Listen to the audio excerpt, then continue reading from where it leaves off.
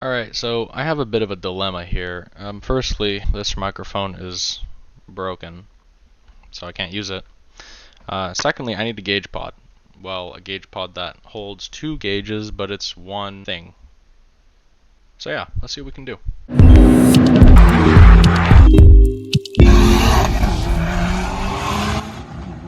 Alright, first and foremost, let's get this out of the way.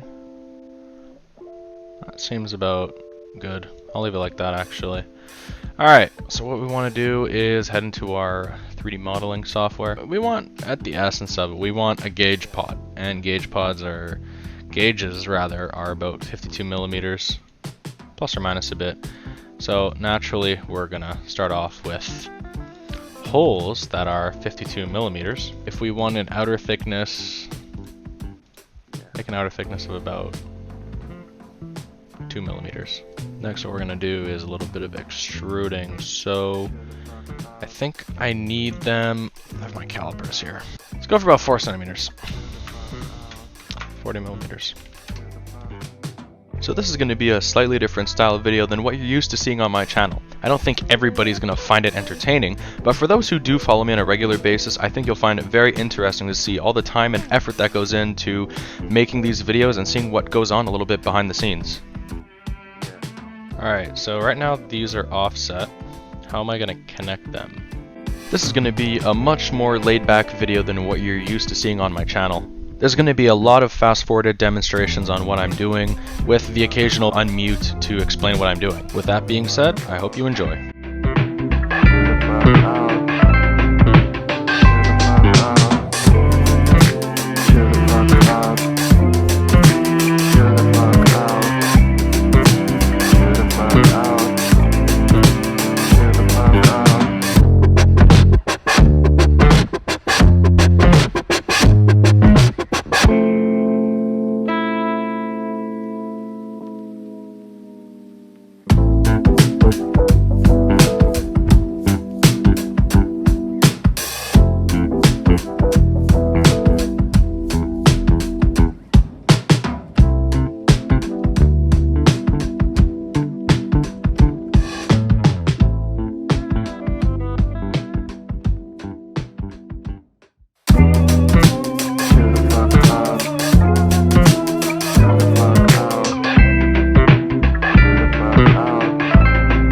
Alright, now that we have these in there, we have to find a way to get the wires through.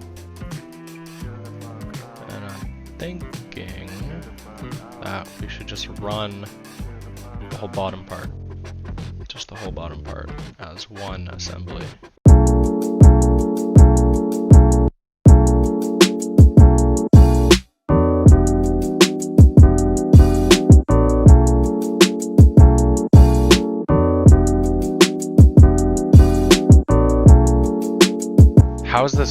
How is this gonna get built though? That's the tricky part. Because if I make it too complicated, then the printer might not be able to actually print it.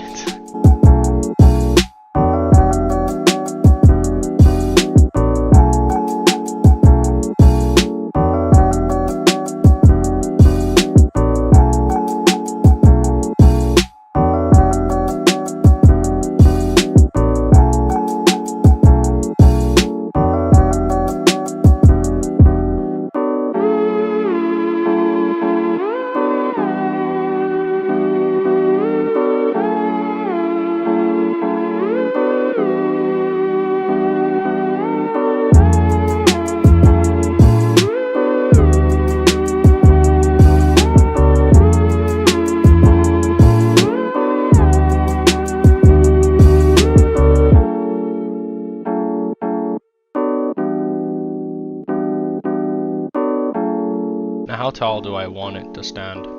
Give it 2 centimeters. Maybe 3 actually. 3 centimeters.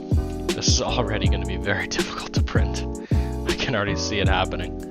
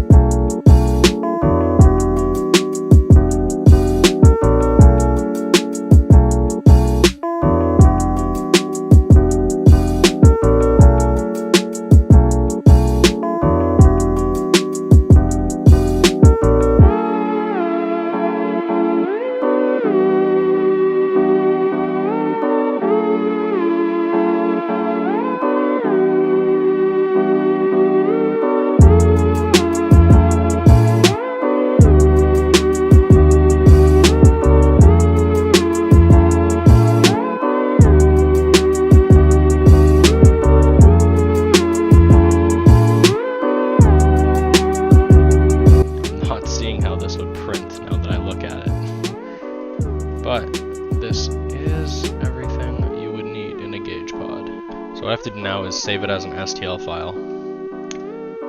And then we can give her a check. 7 hours. First and foremost, let's make this a little bit bigger because I made it 52 millimeters. I'm just gonna be safe and go 102, just to be on the safe side. Because if I make it 52 and the filament shrinks a bit, then the gauge is not gonna fit in it. It's gonna be too small of a hole. Oh, it's gonna put support in the middle. Oh, that's not good. That's not good. See, this is why you open it up. So you see the hole I have in the middle, like this hole here, that's gonna get filled in. So, how am I gonna do that? I have no idea, to be honest. What if I added like some kind of triangle looking thing and made it so that it's above my minimum angle for infill? See, these are the things when it comes to prototyping. Don't you know it is getting hard, hard, hard, hard. I need secrets to be a part of me. I need hard.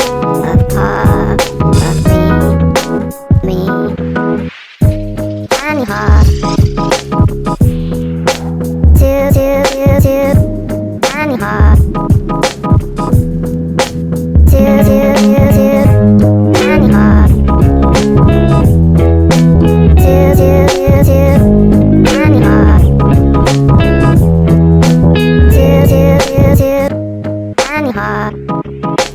Okay, that might be fixed. This is the old one. Why is it still, although it's just 2 lines? It is just 2 lines.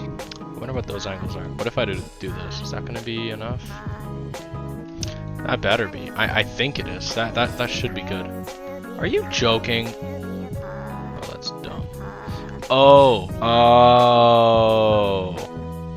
It's making the support because that's where the bridge between the 2 layers starts. I mean, I'll give it a shot. I might have to sand the inside. Alright, let's go print this thing. So here's a look at the dual gauge pod setup here. I'm really happy with it, and it does the job really well, super clean, and yeah. So anyways, that is how I designed and printed this boost gauge. So yeah, if you guys like this video, make sure to drop a like, subscribe if you haven't already, and send me a picture of your car using the Google Forums link in the description.